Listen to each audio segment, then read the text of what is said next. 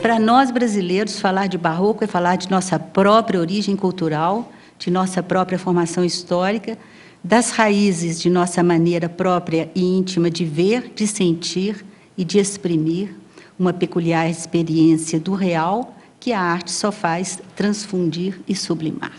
O rococó é a arte de dar prazer. Dá prazer a todos os sentidos, né? Começando pela visão, que é o sentido, porque o prazer entra, né? Eu tenho contato com ele, não é com a razão, né? É através dos sentidos. Bom, então, o que acontece, né? Quer dizer, os ambientes mais leves, com esses fundos claros, né? As tonalidades suaves, né? As tonalidades do barroco são fortes, né? Vermelho, forte, o rococó é tudo clarinho. Hoje vocês vão entender os estilos barroco e rococó pela ótica da pesquisadora mineira Miriam Andrade Ribeiro, uma das maiores especialistas no assunto. Ela fala sobre estes dois movimentos estéticos presentes na origem da cultura nacional e que continuam provocando discussões e influenciando artistas do Brasil e do mundo. Vocês vão gostar dessa palestra. Vamos lá? Eu gosto sempre de, quando me pedem para falar sobre barroco e identidade, eu sempre começo com uma citação do grande ensaísta Afonso Ávila, não? Para nós brasileiros, falar de barroco é falar de nossa própria origem cultural, de nossa própria formação histórica, das raízes de nossa maneira própria e íntima de ver, de sentir e de exprimir uma peculiar experiência do real que a arte só faz transfundir e sublimar. Então, acho que o barroco está mais ou menos bem situado, né? Todas as pessoas, né, conhecem e estão já familiarizadas e sabem da importância dele, inclusive porque o barroco, num determinado momento, virou quase que um símbolo, né? O barroco mineiro virou quase que um símbolo de identidade nacional. Isso graças aos modernistas lá nos anos 20, que vieram a Minas, não é? Identificaram aqui um barroco diferente do que o que se fazia no litoral. Nessa época, não reconheceram o rococó, que é um estilo diferente, mas por quê? Porque, nos anos 20, o rococó ainda não tinha sido teorizado na historiografia da arte internacional. Quando é que o rococó adquire, não é, nos livros, né, na historiografia internacional, o direito de independência é só a partir de meados do século passado, por volta de 1940. O que os modernistas identificaram como barroco diferente é outro estilo, é o rococó. Em Minas tem barroco também, no período anterior, quer dizer, tudo que vai até de 1700 até 1750 é o barroco, daí para frente, de 1770 para frente, já é esse outro estilo. O rococó é o estilo da época do iluminismo, vocês imaginem, século XVIII, né? Os filósofos enciclopedistas, o domínio da razão, né? A palavra liberdade, né? Que depois, né, lá, liberté, égalité, fraternité, liberdade, igualdade, fraternidade, né? Quer dizer, que foi o lema lá da Revolução Francesa. Então, essa palavra é liberdade. Então, não é à toa que o rococó é criado exatamente nesse século libertário e, com isso, não é? O rococó vai adquirir características diferentes em cada lugar onde ele vai aparecer, junto, né? Outra razão também para isso é que o rococó, ao oposto do barroco, não tem uma teoria rígida como ponto de partida. E é sempre bom a gente começar do princípio, né? Dar essas características gerais, de onde é que vem o barroco, de onde é que vem o rococó, né? O barroco, século XVII, vocês já estão vendo que tem um século de diferença entre os dois, né? O termo barroco vem do português e do espanhol, significava pérola irregular, quer dizer, aquilo que sai das normas. Vocês estão vendo que é um termo pejorativo? E o rococó vem de rocaille, e rocaille vem de roc. Então, era simplesmente uma maneira que no século XVIII era um tipo de decoração de jardim. Em Ouro Preto, hoje eu estava dando uma entrevista para uma moça de lá que está fazendo um vídeo, ela me trouxe fotos a um chafariz, numa casa particular na qual ninguém tem acesso, mas com essas rochas e conchas, tal e qual os jardins da Europa que deram o nome ao rococó, né? Bom, e os marcos históricos, né, quer dizer, a base, né, do barroco são esses movimentos, o movimento da Contra-Reforma e as monarquias absolutistas, que imediatamente usaram o barroco como arte de propaganda. O barroco é uma arte retórica que está o tempo inteiro querendo nos convencer de alguma coisa, né? Do poder dos reis, do poder das monarquias absolutistas, do poder da Igreja Católica, da Contra-Reforma. E, bom, a expansão começa em Roma, vai pela Europa inteira, a mesma coisa do lado de cá. O rococó, já o século XVIII, é o século do iluminismo, essa questão da liberdade. E esse segundo aspecto aqui é importantíssimo, né? O hedonismo, que é outra invenção francesa do século XVIII. Os franceses vão reinventar o prazer enquanto princípio moral, tendo um princípio moral positivo. Para a gente poder reencontrar isso para trás, tem que voltar lá para a época dos romanos, para o epicurismo, né? Quer dizer, vocês imaginem, né, 1500 anos de cristianismo que vão negar completamente isso, né? O princípio do prazer é uma coisa muito perigosa, né? Porque chega em conclusões como o importante é ser feliz aqui agora, não é? A vida carpe diem, né? A vida cotidiana é muito mais importante do que vai me acontecer lá no além, não é? Então, o rococó vai ilustrar de uma maneira magnífica esse ideal do prazer que os franceses vão reinventar no século XVIII. Não é? E, com isso, a gente vai entender o rococó inteiro. Não é? Quer dizer, o rococó é a arte de dar prazer. Dar prazer a todos os sentidos, não é? Começando pela visão, que é o sentido... Porque o prazer entra, não é? Eu tenho contato com ele, não é com a razão, né? É através dos sentidos. Então, primeiro, o prazer da vista. Então, o rococó introduz os fundos claros, não é? Os fundos brancos, para que a vista não se canse, não é? As tonalidades suaves, não é? As transições suaves. Não é?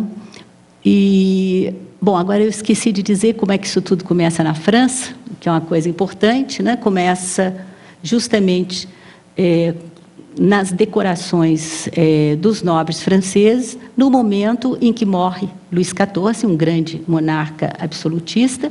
Os nobres eram obrigados a morar em Versailles, né? Foi uma solução genial para que eles ficassem ali, debaixo do poder dele, né? Os nobres tinham que passar a maior parte do ano em Versailles, fazendo a corte a Luís XIV. E tanto aí é que surge o conceito de apartamento, né? Eles todos, quem já viajou sabe que o Palácio de Versailles é uma coisa a perder de vista, não é? Quer dizer, quilômetros e quilômetros, os nobres moravam ali, eram obrigados. E aí, quando morre Luís XIV, depois de quase 50 anos de reino, o que vai acontecer? O Luís XV ainda era garoto, tinha só 8 anos, e vai o poder ficar nas mãos de um regente. E o que esses nobres vão fazer? Vão voltar para casa felizes da vida, vão debandar, não é? Para os castelos e para os hotéis parisienses, né? que eram as residências, né, deles, e aí tudo precisava de reforma, né? Uma casa não ocupada durante muito tempo, e nesse momento é que essa prioridade completa, né, ao prazer, ao conforto, né, à vida familiar, não é? Que era o oposto de Versailles, que eles eram obrigados a ter vida social, não é, o tempo inteiro, né? Bom, então, o que acontece, né? Quer dizer, os ambientes mais leves, com esses fundos claros, né? As tonalidades suaves, né? As tonalidades do barroco são fortes, né? Vermelho, forte, o rococó é tudo clarinho, né? E, nesses ambientes, a gente tem que colocar a música, não é? Então, para vocês terem uma ideia, porque o rococó pensou em tudo, né? Quer dizer, eu vou citar um autor que não é francês, porque os franceses não são muito conhecidos, mas Mozart, por exemplo, é o que existe, né, de espírito rococó na música. E os franceses foram longe, pensaram nos outros sentidos também, né? Nesse momento se desenvolve a culinária e a perfumaria francesa, que até hoje são símbolos de sofisticação. Tudo isso está ligado ao rococó, né? Não é? O barroco expressa, não é, um momento, né, mais trágico, não é, do sentido trágico da vida, não é? A vida é um mar de lágrimas, não é, o sentido da culpa, não é? E o rococó é esse cristianismo pacificado, não é? Muito mais o barroco do que o rococó. No mundo luso-brasileiro, são estilos que a gente tem que procurar basicamente no interior, né? Eles surgem da decoração interna e depois é que passam para a arquitetura. Então, vocês estão vendo o Mosteiro de São Bento, não é? Então, qualquer, não é? Agora chegamos em Minas Gerais, o interior não tem nada a ver com o exterior, né? É esse elemento surpresa que é típico do barroco, né? O barroco quer impressionar, não é? E causar espanto e, com isso, não é, convencer, no nosso caso aqui, convencer de quê? Né? Da verdade da fé cristã, do poder da Igreja Católica e por aí vai. E há casos aqui, como o da matriz do Pilar do Ouro Preto, vocês reparem, externamente a igreja tem planta retangular e quando a gente entra, é essa surpresa. E a matriz do Pilar é muito boa também para a gente falar na questão da teatralidade do barroco, né? O barroco vai usar como um estilo retórico, que quer o tempo inteiro nos convencer de alguma coisa, não é? Então, é um estilo que vai usar de todos os recursos, inclusive os recursos teatrais, não é? A igreja é concebida como um teatro, né, dividido em palco, plateia. O barroco, em arquitetura, seria a movimentação das plantas, né, as famosas plantas poligonais e curvilíneas, que no Brasil são pouquíssimas. Então, apesar de, normalmente, nos livros de história da arte, a gente ter páginas e páginas sobre essas igrejas, elas são, na realidade, a exceção que confirma a regra, né?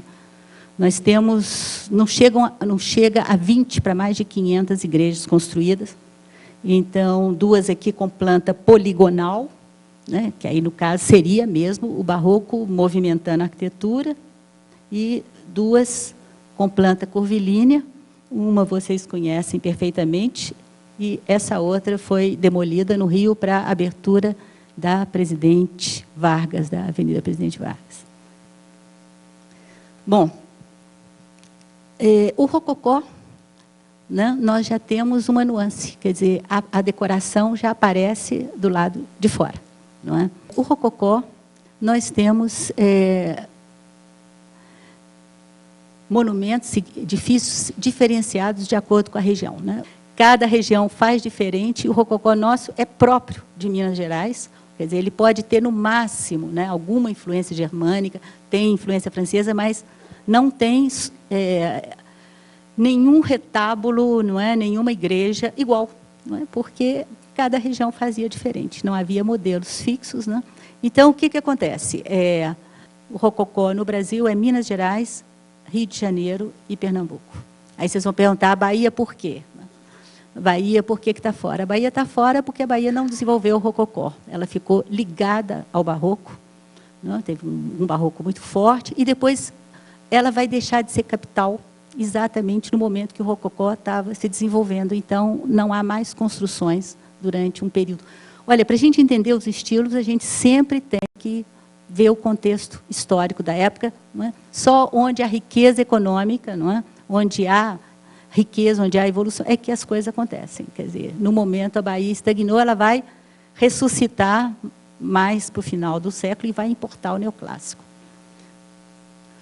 Bom, Pernambuco, por quê? Porque Pernambuco era um grande centro, não é? Que não tem estagnação nenhuma, não é? Tinha uma companhia do comércio para o açúcar de Pernambuco, é um momento de apogeu em Pernambuco, então Pernambuco vai ter.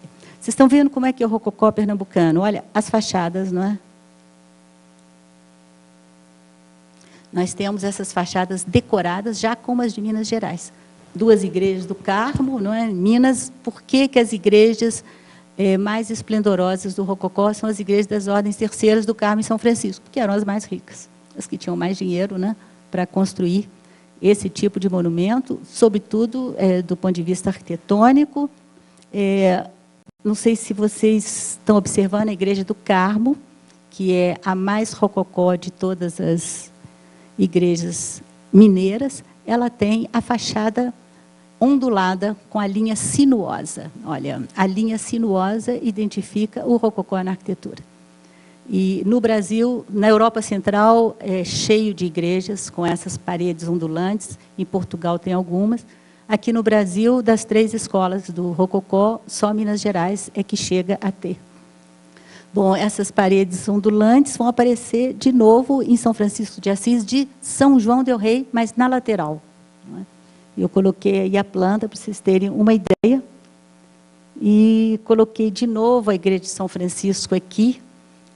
Essa é a de Ouro Preto, com essa portada absolutamente rococó, do Aleijadinho. Mas agora vamos passar rapidamente alguns dos principais interiores barrocos, primeiro, e depois do rococó brasileiro, para a diferença ficar. Os mais antigos interiores do barroco brasileiro são desse estilo aí, chamado estilo nacional português.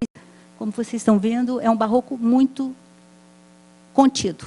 A igreja é toda compartimentada, né, em horizontais e verticais. Quer dizer, o barroco inicialmente é assim. É a Capela Dourada de Recife. É a ordem terceira, olha, sempre uma ordem terceira, né, tendo riqueza suficiente para fazer um esplendor desses. Bom, e a nossa capelinha do Ó, que é do mesmo período. E chegamos até a igreja de São Francisco. Esse aqui é o auge do esplendor do barroco, que é o período Dom João V. Vocês estão vendo que já é uma visão global, né? Nós não temos mais as compartimentações. Esse ilusionismo, não é? É também um dos recursos retóricos do barroco, né? O céu entra na igreja, não é? O fiel que está rezando aqui embaixo já tem a promessa, não é? do prêmio, né? Da recompensa lá no outro mundo. Então, vocês estão vendo que tudo se encaixa, não é? Quer dizer, o barroco, né, nesse drama todo na Terra, né, é para esperar a recompensa que vem depois e que já está ali prometida, né? No rococó já é diferente, né? Vamos ser felizes aqui mesmo. Bom, e agora vamos passar para o rococó, né? Essa é a minha igreja preferida do rococó carioca, que é a igreja de Santa Rita, a matriz de Santa Rita. No Rio, o difícil é a gente encontrar uma igreja que não teve reforma, que não foi incorporando, né, estilos posteriores. O dia que eu descobri essa igrejinha, não é, que de uma irmandade pobre, etc., que graças a Deus não teve dinheiro, né, para reformar a igreja, eu pude começar a entender alguma coisa do rococó do Rio, que eu não vou poder entrar muito em detalhes, mas no Rio é esse sentido da festa, um sentido palaciano, né? Muito mais próximo do rococó francês do que o mineiro. Bom, aqui alguma coisa de Pernambuco, não é? O rococó de Pernambuco também é muito mais leve, como em qualquer outro lugar, não é? Tem um tipo específico de retábulo, né? Com esses coroamentos enormes, não é? E os pernambucanos também têm um sentido da festa muito arraigado, então esse estilo combinou muito. Bom, eu acho que eu já estou no final. Antigamente eu terminava com Ouro Preto, né? Quer dizer, mais rococó impossível, né? Com esses, nós vimos aqueles tetos de pintura de perspectiva barroca, com aquele horror do vazio, não é? Com aquele sentido retórico, não é? A vista não descansa. Aqui é essa alegria, não é? Esses anjinhos músicos, não é? Esse cristianismo pacificado. Né? Aquela virgem mulata ali no sentido, no centro, né? Plenamente aceita, né? Isso está muito mais, né? O Ataíde está muito mais para rococó do que o Aleijadinho, por exemplo, né? Que era mais dramático. Mas, atualmente, o meu barato aqui em Minas é estudar São João del Rei, que foi uma cidade muito pouco estudada, não é? Em São João, a gente tem, não é, essa característica única, não é? Uma vez eu fiquei nessa igreja e as pessoas realmente levam um susto quando entram. Eles estão sorrindo, né? Esses anjinhos gaiatos. Então, para expressar, né, junto com o forro do Ataíde, eu acho que é o que mais expressa esse sentido, né, leve, alegre, né, do rococó. E eu acho que acabar com esses anjinhos sorridentes é um bom momento de acabar uma palestra sobre o barroco e o rococó, e estou aqui à disposição para qualquer... Lembrando aqui um trecho da entrevista que a Miriam deu hoje para o jornal Estado de Minas, retomando o tema da palestra também, ela disse o seguinte, que a matéria começa com isso: a alma está pesada, com medo do inferno e sofrendo, vá rezar numa igreja barroca. Se a alma estiver leve, feliz, reze numa igreja rococó. Que bom que... Eu vou terminar. Que bom que ninguém me perguntou se o Elis Jardim existiu ou não. Eu vou sair daqui pacificada.